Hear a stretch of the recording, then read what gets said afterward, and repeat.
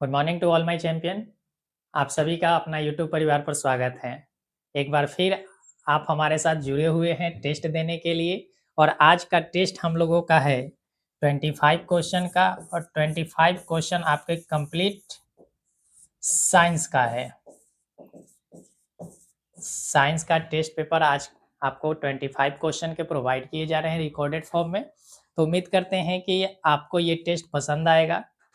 आपने जो प्यार दिखाया है पिछले टेस्टों में, तो वैसे ही प्यार इस टेस्ट को भी दिखाएंगे, उम्मीद करते हैं। तो चलिए हम लोग टेस्ट का शुभारंभ करते हैं। आज की टेस्ट का सबसे फर्स्ट क्वेश्चन है, पहला क्वेश्चन है आपका, कृमि रूप परिशेषिका किसका हिस्सा है? कृमि रूप परिशेषिका किसका हिस्सा है? आहार नाल का, तंत्रिका तंत्रिका, वाहिकीय तंत्रिका या प्रजन तंत्रिका? किसका हिस्सा है कृमि रूप परिशेषिका? चलिए समझते हैं। आपने डाइजेस्टिव सिस्टम पढ़ा होगा। डाइजेस्टिव सिस्टम की अगर बात करें तो आपने सबसे पहले जाना होगा कि हम लोग जब भोजन करते हैं तो भोजन मुख से पाचन शुरू होता है। उसके बाद मुख से होते हुए ग्रास नली में जाता है। ग्रास नली में भोजन का पाचन किसी भी तरह से नहीं होता है। भोजन का पाचन ग्रास नली में नहीं होते हैं। उसके बाद हमारा भोजन जो है जाता है,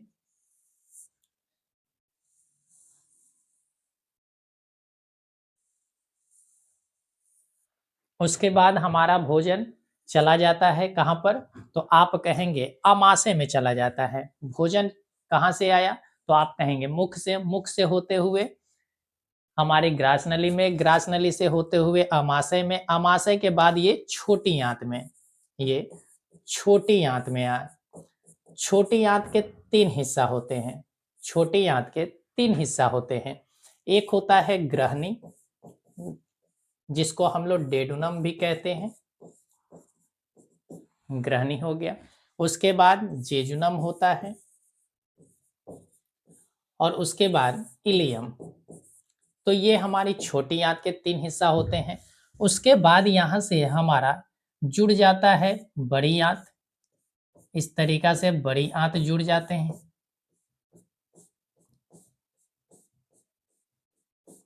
हमने एक रफ फिगर बनाया है।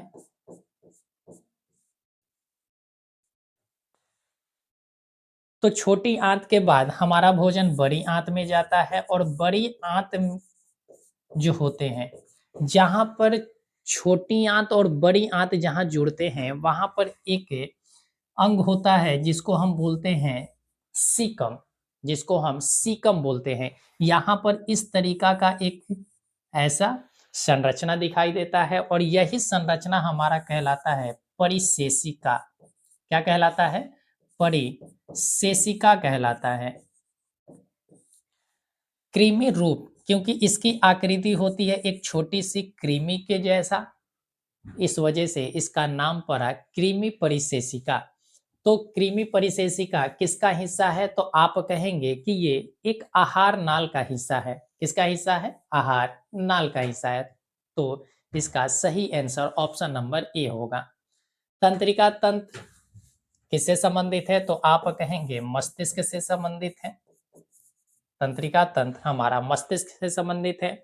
वाहिकीय तंत्र जो है, वाहिकीय तंत्र हमारा ब्लड ले जाने का काम करता है। और प्रजनन तंत्र आप समझ सकते हैं कि जनन के लिए, प्रजनन तंत्र जो है वो सारे सिस्टम जो जनन में कार्य करता है उसको हम प्रजनन तंत्र कहते हैं।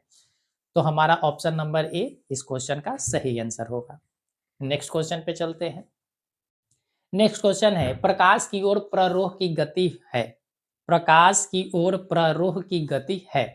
गुरुत्वानुवर्तन है, जलानुवर्तन है, रसायनानुवर्तन है या प्रकाशानुवर्तन है? आपके अनुसार क्या आंसर होने चाहिए? प्रकाश की ओर प्ररोह की गति। चल समझते हैं इसको। जैसे हमने ये माना कि ये भूमि है, इसको हमने भूमि कहा, और यहाँ पर एक पेड़ हम बना लेते हैं, एक पेड़ हम बना लेते हैं।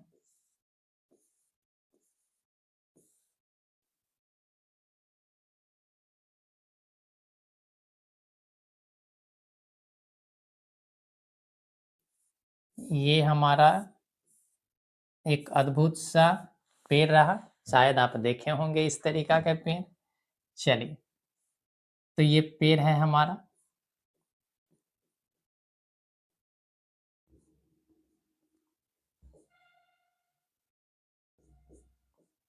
चलिए, ये पेड़ हो गया। इस पेड़ के जड़ भी होंगे तो हम यहाँ पर जड़ बना लेते हैं।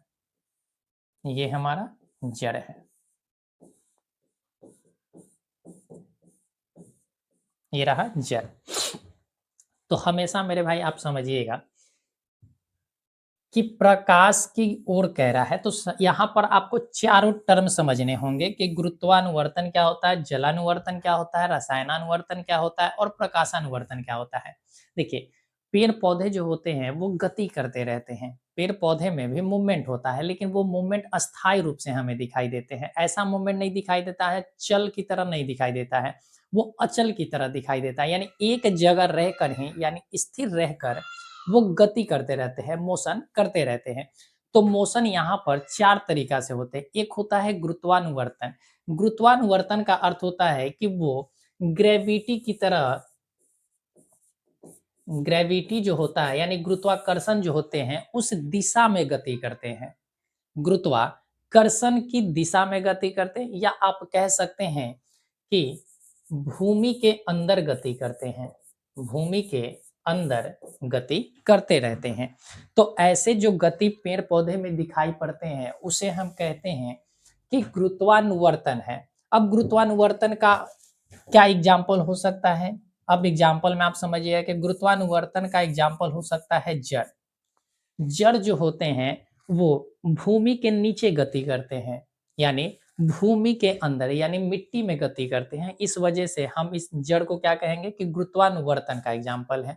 इसी तरीका से जलानुवर्तन, जलानुवर्तन क्या होता है कि जल की दिशा में गति करता है पेड़ पौधे के अंग। पेड़ पौधे के जो अंग होते हैं वो जल की दिशा में गति करता है। जिधर जल उसे चाहिए उस दिशा में वो गति करने लगेगा, तो उसको कहते हैं कि जलानुवर्तन है। अब जलानुवर्तन का भी एग्जाम्पल जड़ हो सकता है, क्योंकि जड़ के माध्यम से ही जल का अवशोषण होता है। तो मिट्टी में जहाँ पर उसे जल मिलेंगे वहीं पर वो क्या करेगा, उधर की दिशा में ही वो अपना रूट को वृद्धि करेगा।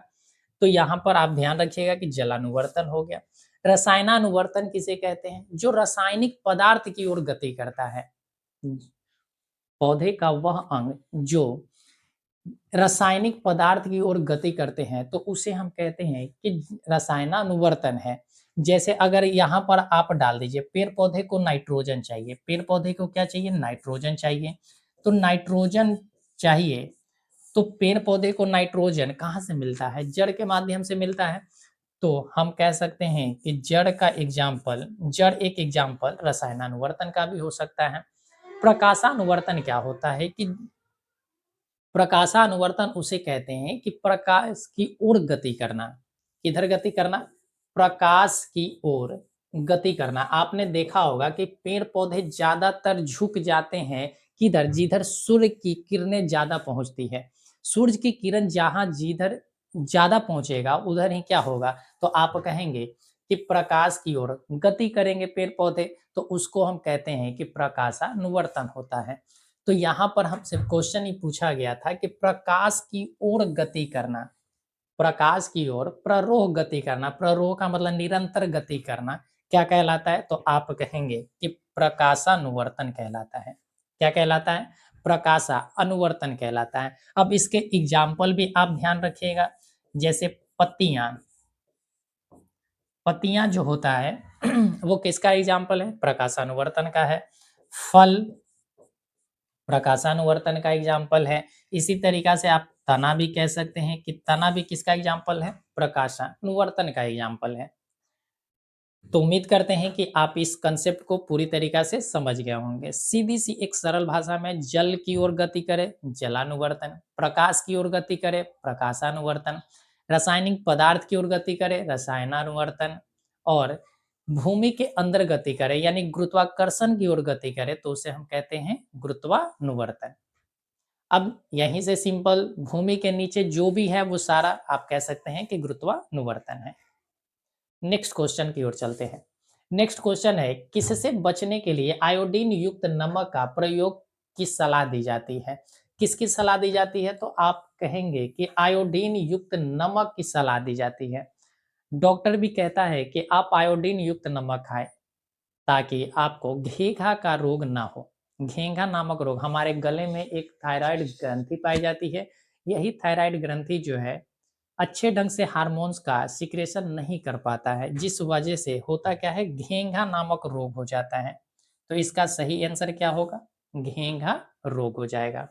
कहाँ से संबंधित है? तो आप कहेंगे गले से संबंधित है। किसको प्रभावित करता है? तो आप कहेंगे कि थायराइड ग्रंथि को प्रभावित करता है। थायराइड ग्रंथि को प्रभावित करता है। थायराइड ग्रंथि को प्रभावित करता है। मधुमेह रोग, आप ध्यान रखेंगे कि इसी को हम कहते हैं क्या? डायबिटीज कहते हैं। क्या कहते हैं? डायबिटीज के नाम से जाना जाता है। और इंसुलिन, इसके ये रोग कब होते हैं? जब इंसुलिन की कमी होती है।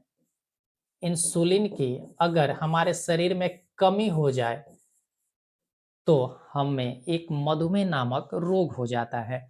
और ये इंसुलिन की कमी को पूरा कौन करता है? तो आप कहेंगे अग्नाशय करता है। ये कहाँ से निकलता है? तो आप कहेंगे कि अग्नाशय से ये निकलने वाला हार्मोन्स है इंसुलिन। उच्च रक्तचाप, जिसको आप बीपी कहते हैं, ब्लड प्रेशर कहते हैं, यानी हाइपर टेंशन के भी नाम से इसे जाना जाता है, बीपी को। ठीक है। तो इसमें क्या होता है कि आपके ब्लड का जो प्रवाह है वो बहुत तेज हो जाता है, इस वजह से इसे हम क्या कहते हैं? बीपी। इसको कंट्रोल कौन करता है? तो एक एड्रीनेलिन हार्मोन, एड्रीनेलिन हार्मोन के अधिक के निकलने से, जब एड्रीनेलिन नामक हार्मोन हमारे शरीर में ज्यादा निकलते हैं तो उच्च रक्तचाप की घटना देखने को मिल जाती है। बात समझे हमारे भाई? चल, अगला क्वेश्चन की ओर चलते हैं। अगला क्वेश्चन है कि मनुष्य में कपाल तंत्रिकाओं की संख्या होती है। मनुष्य में कपाल तंत्रिकाओं की संख्या होती है। देखिए, कपाल तंत्रिका दो तरह के होते हैं। कपाल तंत्रिका की अगर बात की जाए तो ये दो प्रकार के होते हैं। एक होता है केंद्रीय, केंद्रीय होता है और एक होता है आपका परिधीय। एक होता है परिधीय। तो आपसे पूछा गया है, माफ कीजिएगा मेरे भाई, हमने कपाल तंत्रिका कहा है, हमें समझाना है केवल तंत्रिकाओं के बारे में। ठीक है। तंत्रिकाओं के अगर देखा जाए तो इनके दो हिस्सा होते हैं। एक होता है केंद्रीय तंत्रिका तंत्र और एक होता है परिधीय तंत्रिका तंत्र। परिधीय तंत्रिका तंत्र हम किसे कहते हैं, इस बात को समझिए।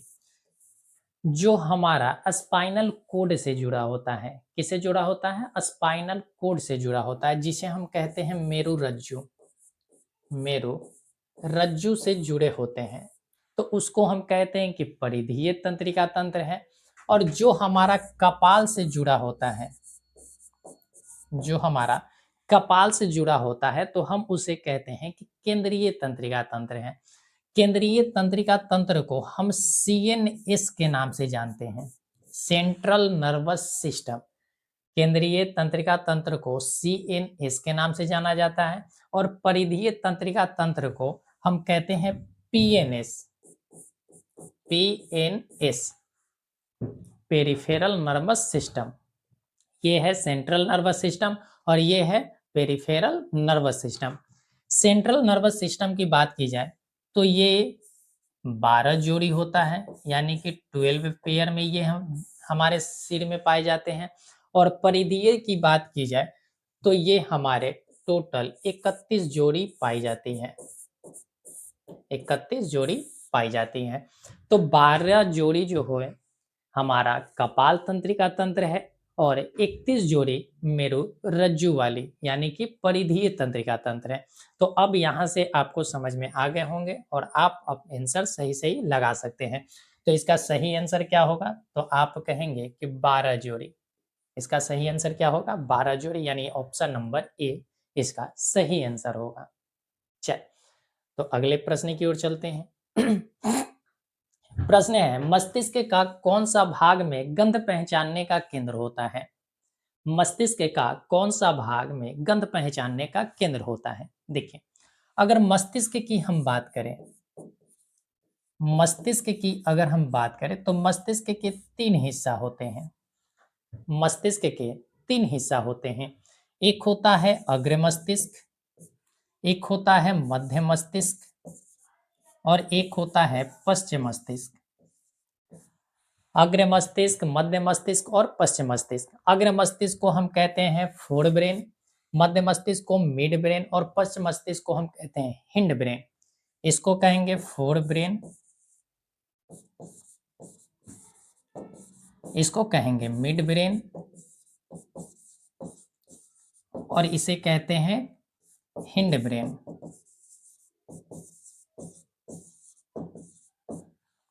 ठीक है, अग्र मस्तिष्क, मध्य मस्तिष्क और पश्चिम मस्तिष्क। यहां से ध्यान रखिएगा कि पश्चिम मस्तिष्क जो होता है, हमारे टोटल कितने ज्ञान इंद्रियां हैं? तो 5 ज्ञान इंद्रियां हैं। हमारे शरीर में 5 ज्ञान इंद्रियां हैं और 5 ज्ञान इंद्रियां मिलकर ही हमारे शरीर का निर्माण हो किया है।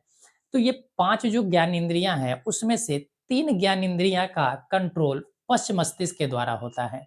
3 ज्ञान इंद्रियां का कंट्रोल पश्चिम मस्तिष्क के द्वारा होता है। किसका किसका? तो एक आप ध्यान रखिएगा त्वचा का, एक त्वचा का होता है। एक ध्यान रखेंगे कि आपका जीभ का होता है। जीभ का कंट्रोल भी पश्चिम मस्तिष्क के द्वारा होता है। और एक ध्यान रखिएगा नाक का, नाक का भी कंट्रोल किसके द्वारा होता है? पश्चिम मस्तिष्क के द्वारा होता है। दो ऐसे हमारे ज्ञान इंद्रियां हैं जिसका कंट्रोल मिड ब्रेन के द्वारा किया जाता है, और वो क्या है? तो आप कहेंगे कि आंख है और एक आपका कान है। तो ये देखिए कि 5 ज्ञान इंद्रियां में से 3 ज्ञान इंद्रियां हिंड ब्रेन का कंट्रोल है और 2 ज्ञान इंद्रियां जो है उस पर मिड ब्रेन का कंट्रोल है। तो यहाँ से हमसे पूछा गया है कि मस्तिष्क का कौन सा भाग गंध पहचानने का केंद्र है? गंध पहचानने का केंद्र है। अब गंध पहचानने के केंद्र हमसे पूछा गया है, तो गंध कौन पहचानेगा? नाक पहचानेगा। गंध की पहचान किसके द्वारा होती है? तो आप कहेंगे नाक के द्वारा होता है। और ये नाक किसके द्वारा कंट्रोल है? तो आप कहेंगे पश्चिम मस्तिष्क के द्वारा। तो हमारा सही आंसर क्या होगा मेरे भाई? तो आप कहेंगे कि ऑप्शन नंबर सी पश्चिम मस्तिष्क हो जाएगा। ऑप्शन नंबर सी पश्चिम मस्तिष्क हो जाएगा। तो यहाँ से ध्यान रखिएगा।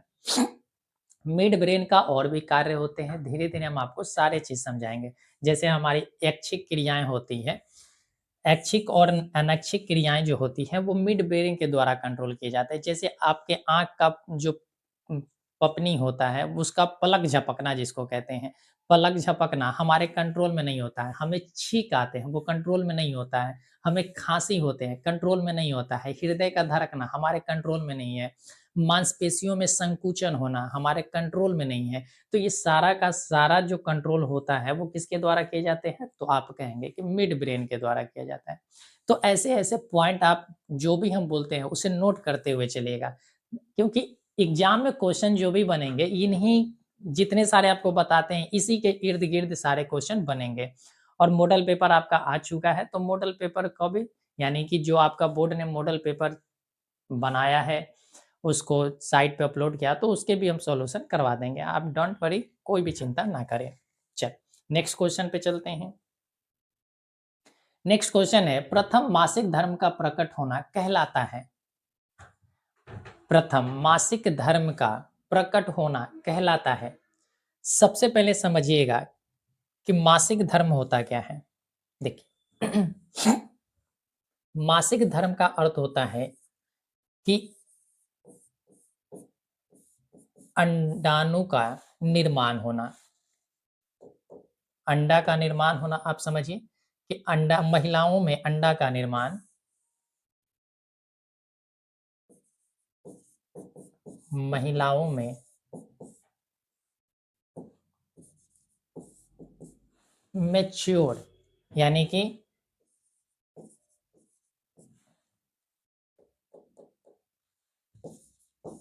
नई संतान की उत्पत्ति, नई संतान की उत्पत्ति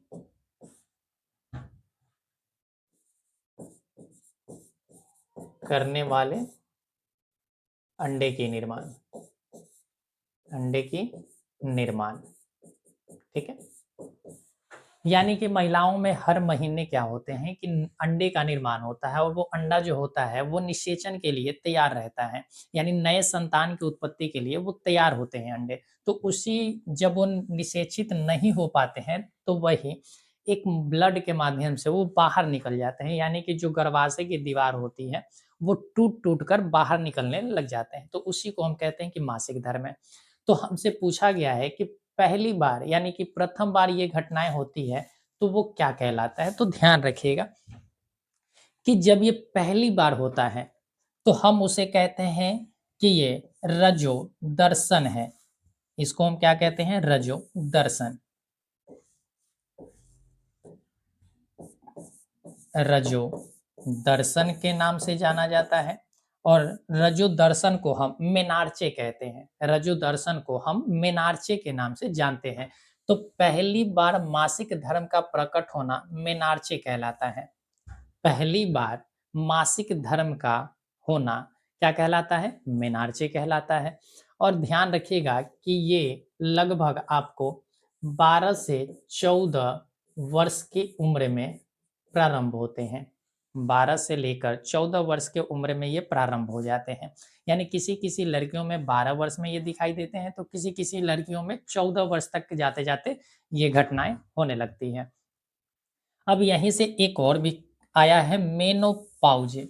मेनोपाउज का अर्थ होता है रजोनिवृत्ति, रजोनिवृत्ति।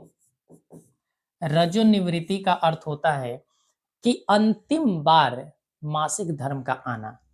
रजोनिवृत्ति का क्या है, अंतिम बार मासिक धर्म का आना, अंतिम बार मासिक धर्म का आना।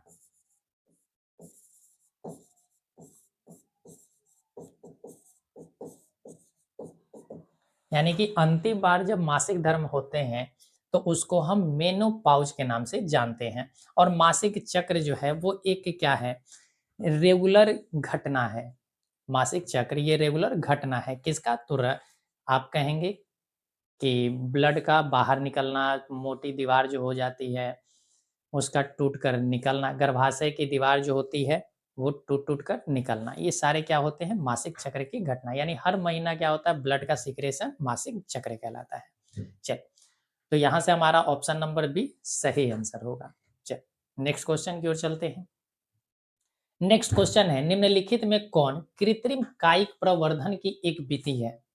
निम्नलिखित में से कौन कायिक, कृत्रिम कायिक, कृत्रिम का अर्थ होता है जो मानव निर्मित हो, मानव के द्वारा कायिक प्रवर्धन की एक विधि है। तो क्या होंगे, कलम लगाना, दाब कलम, कलम बंधन, क्या हो सकते हैं। तो देखिए, कलम लगाने का अर्थ क्या होता है कि एक पेड़ पौधे की डालियां से नए पौधे का निर्माण करना, एक पेड़ पौधे की डाली से नए पौधे का निर्माण करना कलम लगाना कहलाता है। दाब कलम होता है कि उसको बिना काटे मिट्टी में दबा देते हैं तो वहां से नई पौधे का उत्पत्ति हो जाता है, तो दाब कलम हो गया। कलम बांधना आपने देखा होगा कि नींबू के, अमरूद के या आम के क्या होता है कि डाल में वहां से उसके छिलके निकाल दिए जाते हैं और वहां मिट्टी लगाकर उसको बांध दिया जाता है, तो वहां से एक नए पौधे निकल जाते हैं।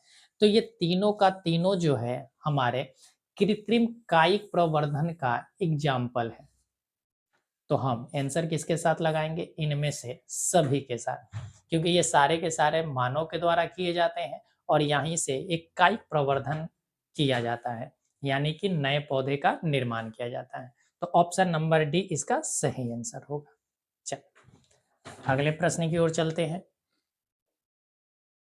प्रश्न है, निम्नांकित में कौन सी अधातु विद्युत का सुचालक है। आज के सेट का सबसे सिंपल सा क्वेश्चन, सबसे सरल क्वेश्चन है कि विद्युत का सुचालक है, आपको पता है कि विद्युत का सुचालक कौन होता है? तो आप कहेंगे धातु। धातु जो होता है वो विद्युत के सुचालक होते हैं, या हम कह सकते हैं कि जो इलेक्ट्रॉन का त्याग करता हो, जो इलेक्ट्रॉन का त्याग करेगा वो क्या होगा? तो विद्युत के सुचालक होगा।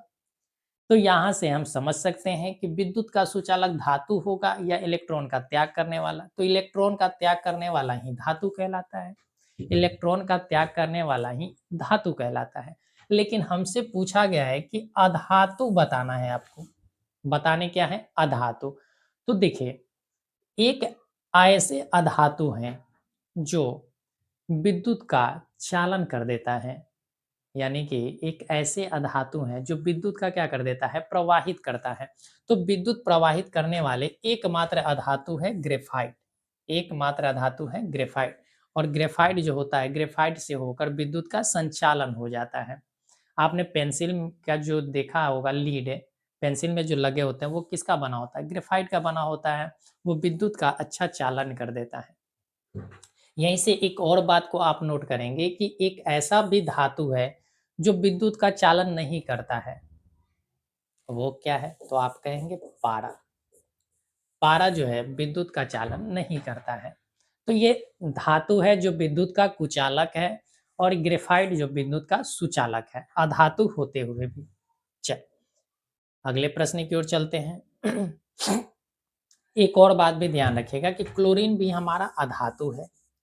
क्लोरीन भी अधातु है, फास्फोरस भी अधातु है। और ध्यान रखेंगे कि ग्रेफाइट के अलावे जितने सारे अधातु होते हैं वो विद्युत के कुचालक होते हैं।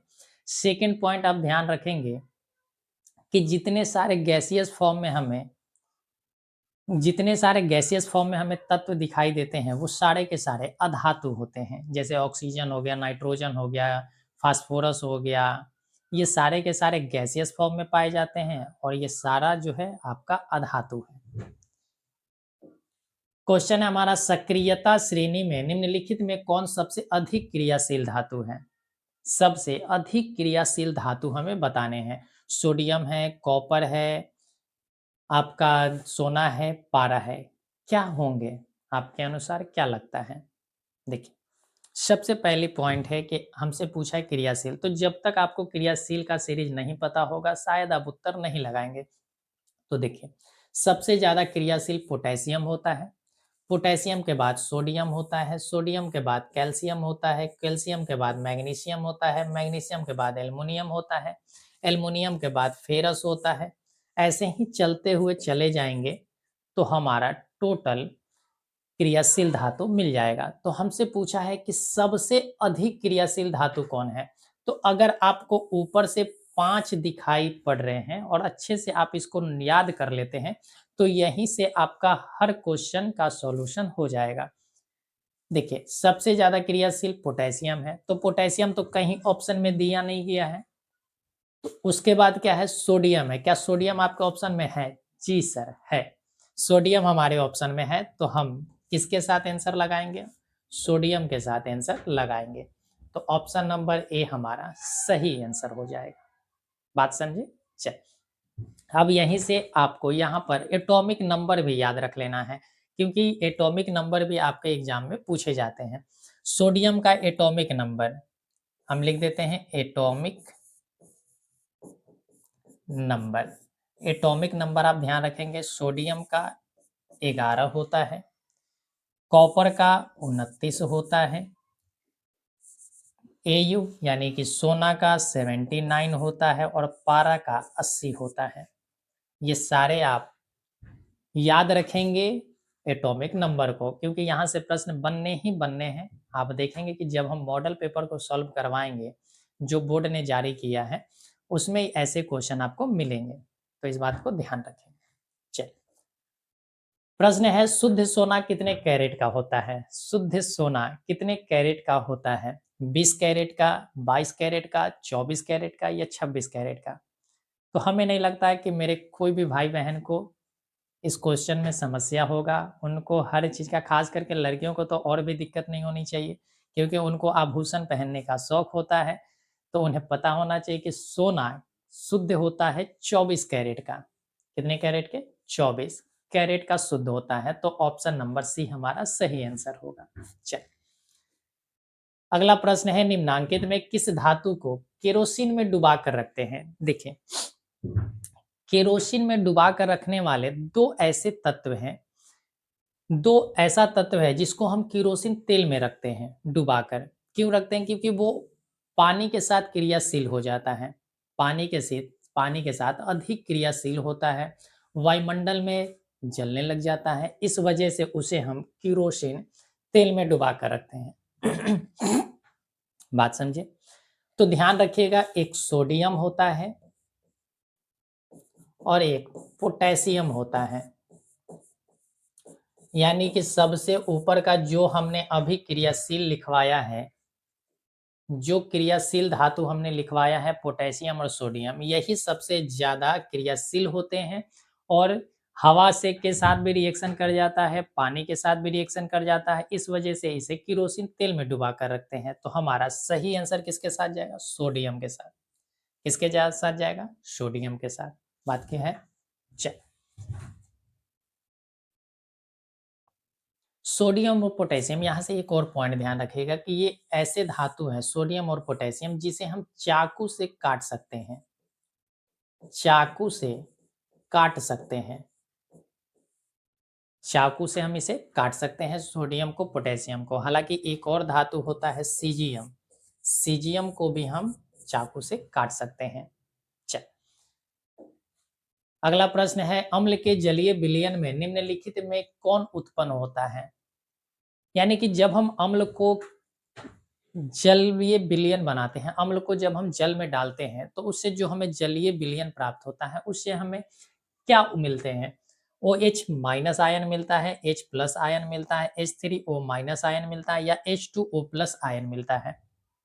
देखिए जब भी हम अम्ल को पानी के साथ रिएक्ट करते हैं, जब भी हम अम्ल को पानी के साथ रिएक्ट करवाते हैं या पानी में हम घोलते हैं तो यहाँ से हमें H प्लस आयन मिलता है।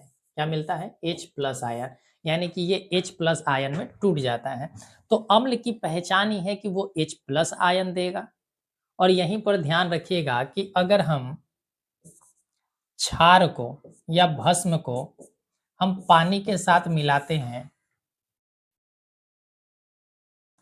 भस्म को पानी के साथ अगर हम मिलाते हैं तो ये हमारा OH माइनस आयन देता है। क्या देता है? OH माइनस आयन देता है।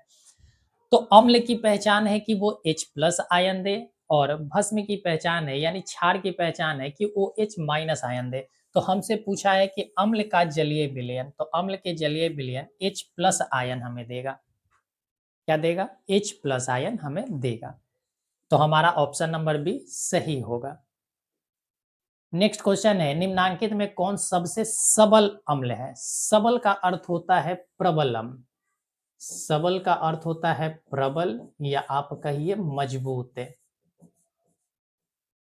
कि सब इन चारों में से कौन सबसे मजबूत अम्ल है? HF है, HCl है, HBr है या HI है? क्या होंगे? देखिए अम्ल की पहचान है कि हाइड्रोजन होनी चाहिए, अम्ल की पहचान है कि हाइड्रोजन होनी चाहिए, तो हाइड्रोजन तो सभी में है। लेकिन अब है क्या कि अब एक फ्लोरीन है, क्लोरीन है, ब्रोमीन है और आयोडीन है। तो हम इन चारों में से किसको मानेंगे कि सबसे अधिक प्रबल अम्ल है? तो ध्यान रखिएगा कि जो सबसे ज्यादा विद्युत ऋणात्मक होगा, जो सबसे ज्यादा विद्युत ऋणात्मक होगा वो उतना ही दुर्बल अम्ल होगा। जो जितना अधिक विद्युत ऋणात्मक होंगे तत्व वो उतना ही दुर्बल अम्ल होगा। तो ध्यान रखिएगा कि विद्युत ऋणात्मक का जो विद्युत ऋणात्मक 17वीं जो आपका वर्ग है, यानी 70th जो वर्ग है आवर्त सारणी का, उसमें फ्लोरीन, क्लोरीन, ब्रोमीन, आयोडीन, इन चारों का ध्यान रखिएगा कि इसका विद्युत ऋणात्मकता जो होता है वो सबसे अधिक होते हैं। लेकिन इन चारों में से सबसे अधिक होता है किसका? तो आप कहेंगे कि फ्लोरीन का विद्युत ऋणात्मकता अधिक होता है, उसके बाद क्लोरीन का होता है, उसके बाद ब्रोमीन का होता है और उसके बाद ही आयोडीन का होता है। तो ये हमारा विद्युत ऋणात्मकता है। क्या है? विद्युत ऋणात्मकता है। यहाँ पर हम लिख देते हैं ये विद्युत ऋणात्मकता है। ये विद्युत ऋणात्मकता है। और हमने अभी बताया कि जिसका विद्युत ऋणात्मकता अधिक होगा वो उतना ही दुर्बल अम्ल होंगे। यानी कि सबसे अधिक विद्युत ऋणात्मक कौन है? फ्लोरीन। तो फ्लोरीन जो होगा वो सबसे दुर्बल अम्ल होगा। क्या होगा? सबसे दुर्बल अम्ल होगा। क्लोरीन ब्रोमीन से ज्यादा है विद्युत ऋणात्मकता, तो क्लोरीन जो होगा वो ब्रोमीन से कम दुर्बल होगा, यानी ब्रोमीन के अपेक्षा ये दुर्बल अम्ल होगा। इसी तरीका से ब्रोमीन जो है आयोडीन से दुर्बल होगा। ब्रोमीन जो है आयोडीन से दुर्बल अम्ल होगा। यानी कि यहाँ पर दुर्बल अम्ल है। ये क्या है? दुर्बल अम्ल किस क्या है? तो आप कहेंगे कि सीरीज है। तो अब सबके साथ हाइड्रोजन लगा दीजिए, सबके साथ हाइड्रोजन लगा दीजिए। तो अब यहाँ से आप बता सकते हैं कि सबसे प्रबल कौन होगा? सबसे प्रबल कौन होगा? तो देखिए यहाँ पर दुर्बल हम हटा देते हैं, आप इस बात को समझिए। अब यहाँ से जो सबसे ज्यादा किधर का मुख खुला हुआ है, तो आप कहेंगे HI की तरफ मुख खुला हुआ है, यानी सबसे ज्यादा प्रबल अम्ल कौन होगा? तो आप कहेंगे कि HI होगा। तो हमारा सही आंसर ऑप्शन नंबर डी के साथ जाएगा। अब हमारे बहुत सारे प्यारे भाई बहन क्या करेंगे कि HCl का सही उत्तर लगा देंगे। HCl लगा देंगे उत्तर, तो आपका गलत हो जाएगा। क्यों? क्योंकि क्लोरीन जो होता है वो आयोडीन से ज्यादा रिएक्टिव है, ज्यादा विद्युत ऋणात्मकता है। विद्युत ऋणात्मकता किसको कहते हैं? अब इस बात को समझिए। जो इलेक्ट्रॉन को बहुत तेजी से अपनी ओर खींच ले उसको हम कहते हैं कि विद्युत ऋणात्मकता है। ठीक है। तो सबसे अधिक खींचेगा, पहले रिएक्शन फ्लोरीन करेगा, उसके बाद क्लोरीन करेगा, उसके बाद ब्रोमीन, और सबसे पीछे कौन करेगा? आयोडीन। तो इसी वजह से यहाँ विद्युत ऋणात्मकता के आधार पर आप ऑप्शन को छांटेंगे। तो HI जो हो गया हमारा सबसे प्रबल अम्ल हो गया। तो ऑप्शन नंबर डी इसका सही आंसर है। नेक्स्ट क्वेश्चन है शुद्ध जल का पीएच मान कितना होगा? अब इसे हमें बताने की आवश्यकता नहीं है, आप जानते हैं कि क्या होगा। Option number C, option number C इसका सही आंसर होगा। यानी कि पीएच वैल्यू 7 होते हैं, शुद्ध जल का पीएच वैल्यू 7 होता है। हमने इसको कई बार एक्सप्लेन किया है। चल, निम्नलिखित में कौन सा पदार्थ का जलीय विलयन नीले लिटमस पत्र को लाल कर देता है? इसके भी हमने ट्रिक समझाया है, और एक बार नहीं हमने कई बार इस बात को बताया है कि जब भी ध्यान रखिएगा कि किसी पर हम अम्ल डालते हैं, किसी पर अगर हम अम्ल डाल देते हैं तो अम्ल डालने पर वो गुस्से से लाल हो जाता है। क्या हो जाता है? गुस्से से लाल हो जाता है। तो ध्यान रखिएगा कि नीले को लाल कर देता है, नीले को क्या किया है? लाल कर दिया है। तो कौन करेगा? तो आप कहेंगे कि अम्ल करेगा। तो इसका सही आंसर ऑप्शन नंबर ए होगा। इसका सही आंसर ऑप्शन नंबर ए होंगे। चल, अगले प्रश्न की ओर चलते हैं। क्वेश्चन है धोबिया सोडा का रासायनिक सूत्र क्या है? धोबिया सोडा का रासायनिक सूत्र क्या है? धोबिया सोडा को ही हम बोलते हैं धावन सोडा। क्या बोलते हैं? धावन सोडा के नाम से भी जाना जाता है, यानी कपड़ा धोने वाली soda. NaHCO3 Na2CO3 into 10H2O KNO3 CH3COOH क्या होंगे? तो ध्यान रखिएगा कि सोडियम बाइकार्बोनेट जो होता है, सोडियम बाइकार्बोनेट जो होते हैं ये खाने वाला सोडा है। ये खाने वाला सोडा है, यानी बेकिंग सोडा इसी को कहते हैं। इसी को कहते हैं बेकिंग सोडा। बेकिंग सोडा कहा जाता है। लेकिन हमसे पूछा गया है धावन सोडा, तो ध्यान रखिएगा कि सोडियम कार्बोनेट डेकाहाइड्रेट, इसका पूरा नाम है sodium sodium carbonate, sodium carbonate decahydrate, Deka hydrate. तो ये हमारा धावन सोडा का रासायनिक सूत्र है। तो ऑप्शन नंबर बी हमारा सही आंसर होगा। ऑप्शन नंबर बी हमारा सही आंसर होगा। चल, अगला प्रश्न है, निम्नांकित में से कौन अधातु है? निम्नांकित में से कौन अधातु है? हमने अधातु की पहचान भी बताई है कि अगर अधातु की पहचान करना है तो सबसे पहली पहचान है कि ये विद्युत का कुचालक होता है। विद्युत का कुचालक होता है, पहला पॉइंट। विद्युत और साथ ही साथ ध्यान रखिएगा उष्मा। विद्युत और उष्मा का कुचालक होता है। सेकेंड पॉइंट ध्यान रखेंगे कि इलेक्ट्रॉन का ग्रहण करता है। इलेक्ट्रॉन को ग्रहण करता है तो हम उसे अधातु कहते हैं। और आज के ही प्रैक्टिस सेशन में हमने समझाया कि जितने सारे गैस हैं वो सारे के सारे हमारा अधातु कहलाता है। तो आप यहां से देखिए कि कौन सा गैस है। कॉपर। कॉपर क्या होता है? विद्युत का संचालन करता है, तो ये हमारा आंसर नहीं होगा क्योंकि ये हमारा धातु है। फेरस, लोहा भी हमारा क्या है? धातु है। लोहा भी धातु है। निकेल, निकेल भी हमारा धातु है। निकेल भी हमारा क्या है? धातु है।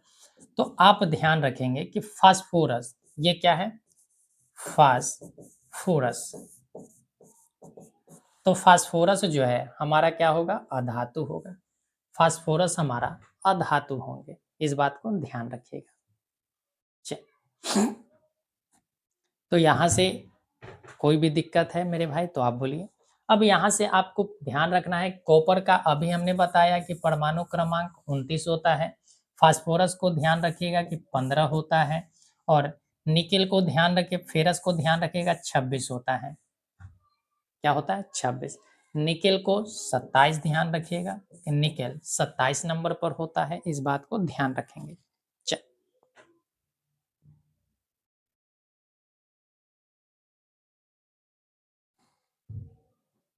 चल इसको सुधार लीजिएगा मेरे भाई। यहाँ पर 27 नहीं 28, निकेल 28 होता है, 27 नहीं, माफ कीजिएगा।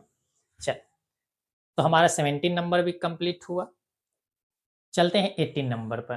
क्वेश्चन है, कैल्शियम की परमाणु संख्या क्या है? देखिए, अभी हमने समझाया है, अगर आप अच्छे ढंग से सीट को कंप्लीट कर रहे होंगे, टेस्ट को अच्छे ढंग से दे रहे होंगे, तो आप कैल्शियम का उत्तर लगा सकते हैं। कह रहा है कि कैल्शियम की परमाणु संख्या क्या होगा? देखिए, 12 की अगर बात की जाए तो 12 मैग्नीशियम का होता है। मैग्नीशियम 12 होते हैं। 18 की बात की जाए तो 18 आपका आर्गन होता है। इसी तरीका से अगर बात की जाए 20, तो 20 होता है आपका कैल्शियम। 20 होता है आपका कैल्शियम। और अब आप बताएंगे कि 25 नंबर किसका होता है? आप बताएंगे कि 25 नंबर किसका होता है? चल, ध्यान रखिएगा कि 25 नंबर जो होता है वो मैग्नीज का होता है। मैग्नीज का 25। तो यहां से हमसे पूछा गया कि कैल्शियम का परमाणु संख्या कितना होगा, तो आप किसके साथ जाना चाहेंगे मेरे भाई? तो ऑप्शन नंबर सी के साथ। ऑप्शन नंबर सी इसका सही आंसर होगा। चल, नेक्स्ट क्वेश्चन पे आते हैं। कह रहा है कि मेंडलीव की आवर्त सारणी में वर्गों की संख्या कितनी है? मेंडलीव की आवर्त सारणी में वर्गों की संख्या कितनी है? तो ध्यान रखेंगे कि मेंडलीव का जो आवर्त सारणी था, ठीक है, यानी जिस समय मेंडलीव ने आवर्त सारणी बनाया था उस समय टोटल तत्वों की संख्या 63 थी। इसको ध्यान रखेंगे क्योंकि ये पूछे जाने वाले प्रश्न हैं कि मेंडलीव के समय टोटल तत्वों की संख्या कितनी थी, तो 63 थी। ठीक है, इसी तरीका से आप यहाँ पर और भी ध्यान रखिएगा कि मेंडलीव ने ही पहला प्रयास किया था आवर्त सारणी बनाने के लिए। इस वजह से हम इसे कहते हैं आवर्त सारणी का जनक। आवर्त सारणी का पिता कहा जाता है क्योंकि सबसे पहला प्रयास किसने किया था? तो मेंडलीव जी ने ही किया था। तो इसी वजह से इन्हें आवर्त सारणी का पिता कहा जाता है। तो यहाँ पर कहा गया है कि इनकी वर्गों की संख्या कितनी है। वर्ग किसको कहते हैं? ये वाली को वर्ग कहते हैं और इसको हम आवर्त कहते हैं। ये वर्ग है और ये आवर्त है। तो हमसे पूछा गया कि वर्गों की संख्या कितनी है, तो वर्गों की संख्या आप ध्यान रखिएगा कि 9 हो। वर्गों की संख्या कितनी है? 9 है। आवर्त की संख्या आप अवश्य बताएंगे HW में कि आवर्तों की संख्या कितनी है। ठीक है, चल।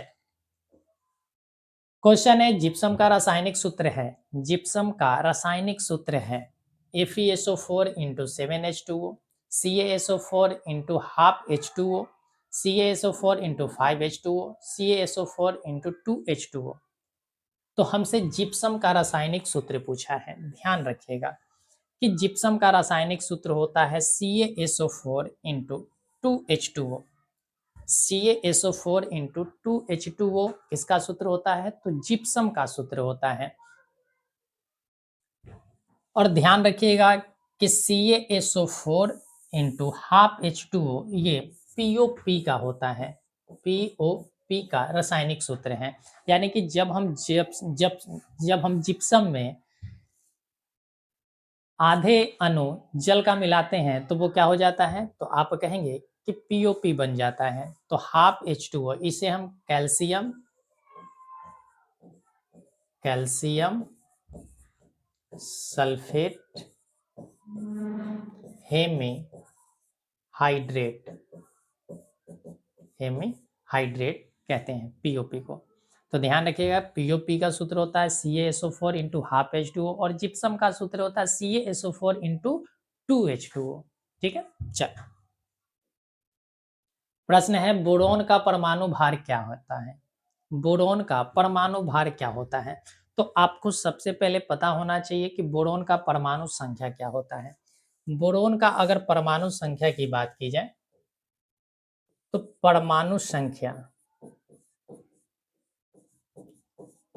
संख्या इसका 5 होता है। परमाणु संख्या 5 होता है। तो 5 का डबल 10 और 10 में 1 जोड़ दीजिए 11, यानी कि ऑप्शन नंबर बी इसका सही आंसर होगा। यानी कि बोरोन का परमाणु भार 11 होता है। परमाणु भार बोरोन का 11 होता है। 12 ध्यान रखिएगा कार्बन का परमाणु भार है। कार्बन का परमाणु भार कितना होता है? तो आप कहेंगे 12 होता है और कार्बन का परमाणु संख्या 6 होते हैं। चल, क्वेश्चन है, कैलामाइन निम्नांकित में से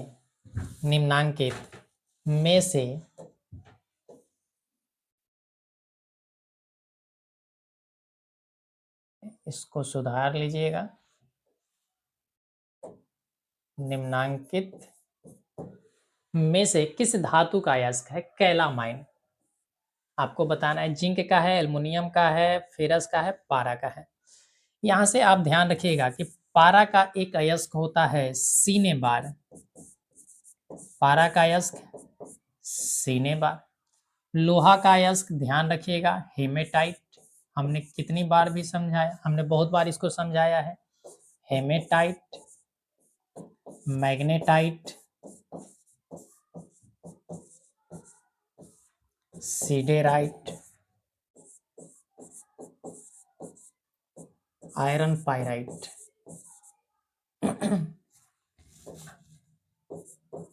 आयरन पाइराइट, ये 4 अयस्क आप लोहे का ध्यान रखेंगे।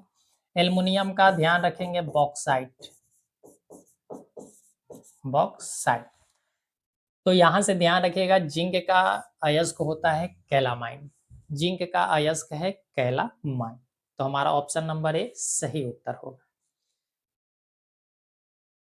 क्वेश्चन है, अमोनिया के एक अणु में नाइट्रोजन एवं हाइड्रोजन के परमाणुओं का अनुपात क्या है? नाइट्रोजन और हाइड्रोजन के परमाणुओं की संख्या बतानी है आपको कि कितने परमाणु होंगे।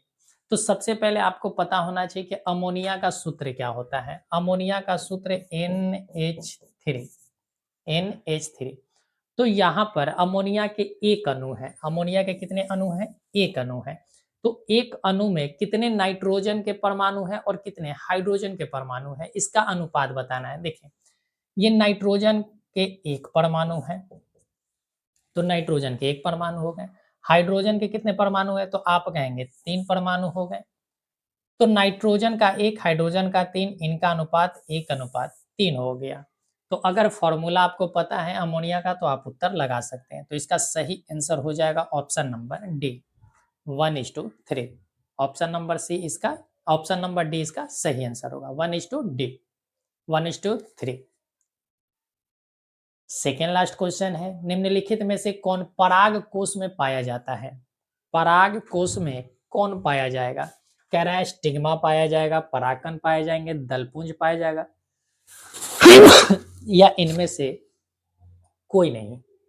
देखिए, ध्यान रखिएगा कि पराग कोष किसका भाग है? तो आप कहेंगे पुंकेसर का हिस्सा है। किसका हिस्सा है? पुंकेसर का हिस्सा है। पुंकेसर के 3 हिस्सा होते हैं। पुंकेसर के 3 हिस्सा होता है। एक होता है परागकण, एक होता है पराग कोष और एक होता है तंतु, जिसको हम फिलामेंट कहते हैं। फिलामेंट कहते हैं। आपने फूल देखा होगा, तो फूल में आपने देखा होगा कि इस तरीका से निकले होते हैं। इस तरीका से फूल के चारों ओर बिखरे हुए रहते हैं। यहाँ पर इस तरीका से होता है और इसी में आप छोटे-छोटे दाने के रूप में देख लेते हैं। तो ये इसको हम तंतु कहते हैं, इसे हम पराग कोष कहते हैं और इसको हम परागकण कहते हैं। इसको परागकण कहते हैं। यानी कि जो हमारा मेल वाला हिस्सा होता है, जिसको हम पुंकेसर के नाम से जानते हैं, तो पुंकेसर के 3 हिस्सा पराग कोष, परागकण और हमारा फिलामेंट होता है। तो ये रहा फिलामेंट, यानी डंटी की तरह जो होते हैं वो कहते हैं तंतु यानी फिलामेंट। जो थैले की तरह होता है उसको पराग कोष कहते हैं और उस थैले के अंदर जो होता है उसको हम परागकण कहते हैं। तो कह रहा है कि पराग कोष में क्या पाया गया? तो पराग कोष में आप देखिए कि क्या पाया जा रहा है? परागकण पाया गया। परागकण पाया गया। एक होता है दलपुंज और एक होता है बाह्य दलपुंज। तो ये दलपुंज और बाह्य दलपुंज फ्लावर के एसेसरी अंग होते हैं। इनका काम होता है फूलों को प्रोटेक्ट करना, यानी ओवरी ये सारी चीज़ों को प्रोटेक्ट करना और साथ ही साथ भौरे कीट मकोड़े को आकर्षित करने का कार्य होता है। चल, आज का लास्ट क्वेश्चन है, निम्नांकित में से कौन पादप हार्मोन नहीं है? निम्नांकित में से कौन पादप हार्मोन नहीं है? ऑक्सिन हार्मोन है, ऑक्सीटोसिन हार्मोन है या एथिलीन हार्मोन है या साइटोकाइनिन हार्मोन है? क्या होगा? हमने कई बार इस हार्मोन टॉपिक्स को समझाया है। मानव हार्मोन के बारे में भी और पादप हार्मोन के भी बारे में अच्छे ढंग से हमने कंप्लीट करवाया है। तो ध्यान रखिएगा कि पादप हार्मोन 5 होते हैं। पहला ऑक्सिन हार्मोन, सेकंड ध्यान रखिएगा साइटोकाइनिन, साइटोकाइनिन, एक होता है जिब्रेलिन, एक हार्मोन होता है आपका एथिलीन और एक होता है एब्सेसिक एसिड। तो ये 5 हार्मोन पादप हार्मोन है। तो देखिए कि इनमें से कौन सा शामिल नहीं है। ऑक्सिन हार्मोन है, एथिलीन है, साइटोकाइनिन है, ऑक्सीटोसिन नहीं है। इसका मतलब है कि हम किसके साथ आंसर लगाएंगे? ऑप्शन नंबर बी के साथ। ऑक्सीटोसिन हार्मोन जो है वो हमारा पादप हार्मोन नहीं होता है। तो अब आपके मन में सवाल आ रहे होंगे कि ऑक्सीटोसिन हार्मोन आखिरकार है क्या? तो ये भी एक प्रकार का हार्मोन है जो मानव में पाया जाता है। किसमें? जीवों में पाया जाता है। मानव कहिए या जीव कही या जंतु कहे दीजिए, ठीक। उसमें ऑक्सीटोसिन हार्मोन पाए जाते हैं। ऑक्सीटोसिन हार्मोन भी वो स्त्री में पाया जाता है। किसमें पाया जाता है? स्त्री में पाया जाता है। इसी हार्मोन का काम होता है दुग्ध निर्माण करना। दुग्ध का निर्माण करना, यानी महिलाओं में दुग्ध का निर्माण किसके द्वारा होता है? ऑक्सीटोसिन के द्वारा किया जाता है। तो इसी ऑक्सीटोसिन के द्वारा दूध का निर्माण होते हैं। यही ऑक्सीटोसिन हार्मोन को बना दिया गया। ऑक्सीटोसिन ऑक्सीटोसिन जो होते हैं, एक इंजेक्शन बनाया गया है जो गाय भैंस को दूध देने के लिए उसमें थन में जो होता है सुई लगा दिए जाते हैं ताकि वो अधिक क्या करे? दूध करे। तो ऑक्सीटोसिन हार्मोन ध्यान रखिएगा कि दुग्ध के निर्माण के लिए सहायक होता है। तो आज का ये हमारा 25 क्वेश्चन का सेट कंप्लीट होता है। उम्मीद करते हैं कि आपको अच्छा लगा होगा, आपको सॉल्यूशन देखकर बेहतर लगा होगा। तो अगर आपको अच्छा लग रहा है, हमसे पढ़ना अच्छा लग रहा है, तो आप अपने दोस्तों के साथ वीडियो को शेयर कर दीजिए। चैनल को सब्सक्राइब नहीं किए हैं तो चैनल सब्सक्राइब कर लीजिए और लाइक का बटन भी दबा दीजिए। ठीक है? तो चलिए ऐसे ही पुनः आपके लिए एक और टेस्ट कम लेकर आएँगे ताकि आपका अपना स्कोर बेहतर हो सके। तो चलिए फिर मिलते हैं।